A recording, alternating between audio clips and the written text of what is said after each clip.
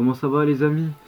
Je voulais faire une petite vidéo avant la suite de l'équipement tridimensionnel, voilà, parce que je laisse un gros vide et si vous voulez voir un jour m'avoir avec un micro, il faudrait peut-être que je commence à être régulier dans ce que je fais et dans, on va dire, mes statistiques. Donc c'est la fin de saison hivernale du côté des animés, on a la fin d'SNK, saison 4, partie 1, nous avons la fin de Jujutsu Kaisen, la fin de The Promised Neverland, et on passe du coup à la saison printanière, enfin bref, voilà.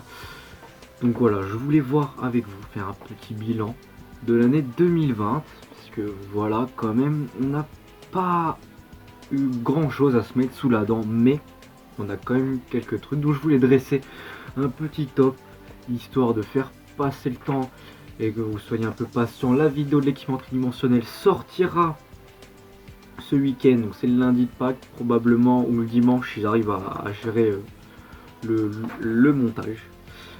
Donc, comme je vous l'ai dit, on va traiter des animes de 2020, notamment ceux que j'ai vus.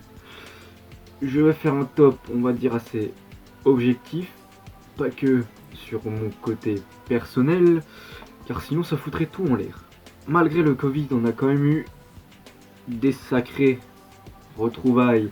On n'a pas eu énormément de nouveautés, même voilà, Great Pretender, voilà, ce qui me vient en tête qui est nouveau, mais sinon on a eu voilà, des suites. Pour commencer, j'aimerais mettre du coup, ce que je viens de dire, Great Pretender en 6ème position. Et oui, je fais un top 6. Qu'est-ce que tu vas faire? Qu'est-ce que tu vas faire en fait? Donc Great Pretender en 6ème position. Voilà.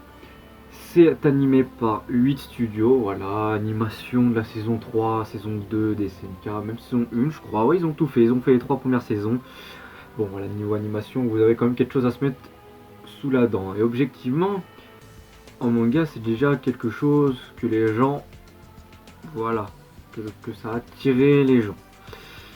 En animé, c'est un style un peu particulier, mais il a su se frayer un chemin en 2020, même si malheureusement il n'a pas fait beaucoup de bruit comme je l'attendais.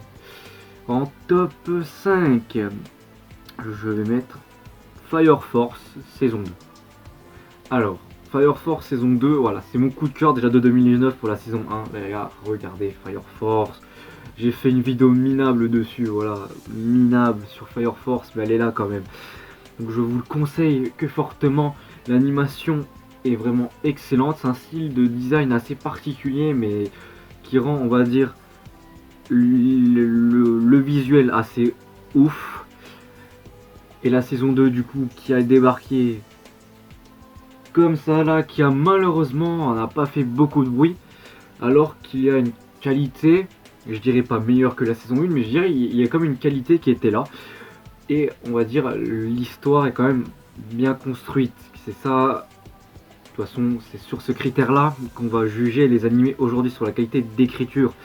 Parce que actuellement on nous lâche des bons visuels à droite, à gauche, mais ça plaît pas à certains parce qu'il n'y a pas voilà, cette qualité d'écriture, il n'y a pas cette petite chose qui fait qu'on va mieux aimer qu'un autre, qu'on va juste le classer dans bien parce qu'il est époustouflant, voyez-vous.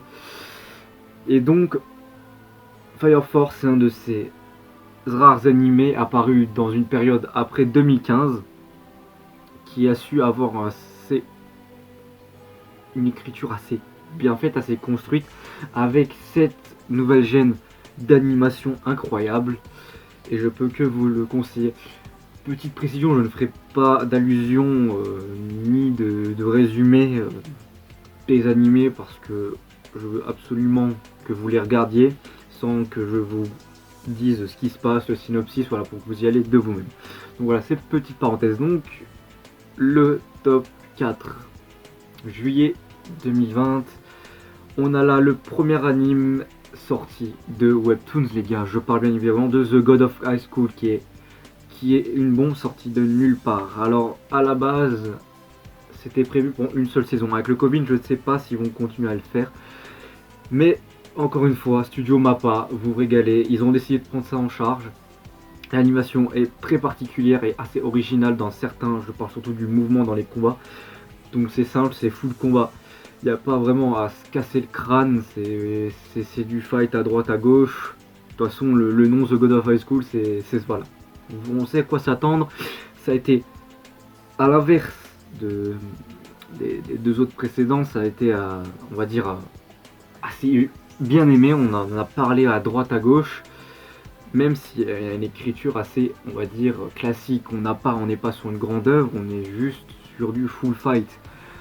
Même si bon, sur certains points comme Baki, on va pas s'en plaindre, tu vois, Baki on cherche pas l'histoire, on cherche le fight, bah là c'est pareil, et c'est rare les animés qui justement assument ce côté, on va uniquement mettre du fight et du visuel pour plaire. Alors du coup on passe directement au top 3. Au top 3, je vais mettre The Promised Neverland, saison 2. Alors comparé à la saison 1, il a fait largement moins de bruit alors que je m'attendais à une bombe.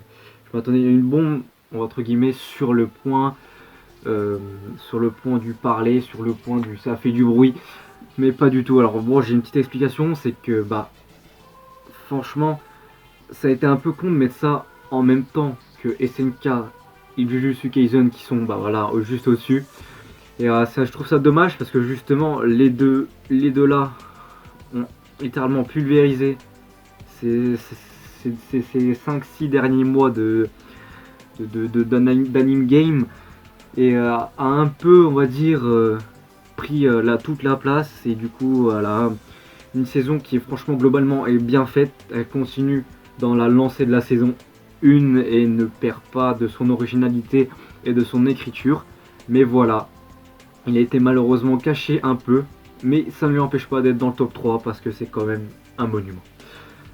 Bon, top 2, top 1, je vous l'ai dit, il y a Juju, il y a SNK.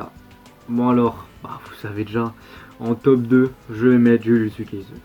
Alors, pourquoi je vais mettre celui-là en top 2 alors qu'il pourrait être un peu plus bas, mais ce a littéralement explosé le game. C'est du coup un des rares animés à avoir fait sa première saison dans la période Covid qui a autant marché et qui a autant fait de bruit. Là, tout est superbe. C'est encore une fois, bah les gars, le studio Mappa qui régale. Et du coup, ils ont fait quelque chose de monstrueux. Je viens de regarder le dernier épisode du coup hier et il était juste hallucinant. C'est une qualité graphique hors norme. Sur l'écriture, on est sur quelque chose, j'allais pas dire une question de banal, ça reste du classique, ça reste du déjà vu, mais il y a une touche en plus que je ne saurais vous dire qui a fait son buzz et son explosion littérale. Alors, top 1 SNK, saison 4. Alors, au début, on était tous un peu sceptiques en voyant l'animation, mais comme je vous ai dit un instant, une belle écriture peut tout compenser, même une belle animation, et ils ont tout explosé au niveau de l'écriture. Bon, après, on sent qu'ils sont énormément revenus sur l'animation à partir du 6e épisode. Les gars, ils étaient irréprochables, enfin voilà, selon moi. Après, moi je vous dis, je vous l'ai déjà dit, je crois dans une autre vidéo, fallait pas critiquer l'animation. Pour moi, il faut pas critiquer l'animation de ce chef-d'œuvre, pur et dur.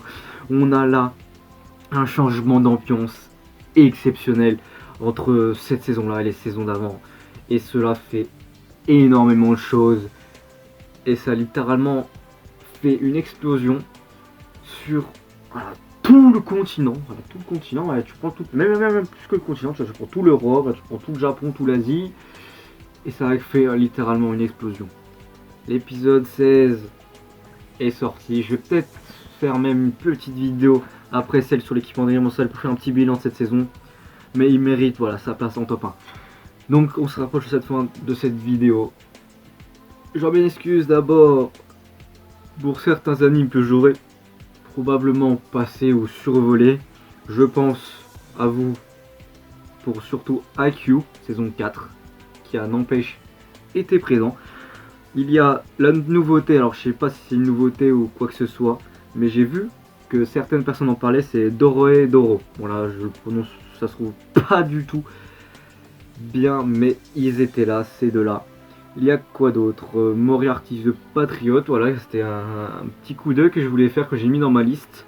Et je vais peut-être le mettre dans une petite vidéo découverte que je vais peut-être faire. Mais sinon, voilà. Malgré le Covid, on a eu quand même des choses à se mettre sous la dent. Pas grand chose, mais ils sont là.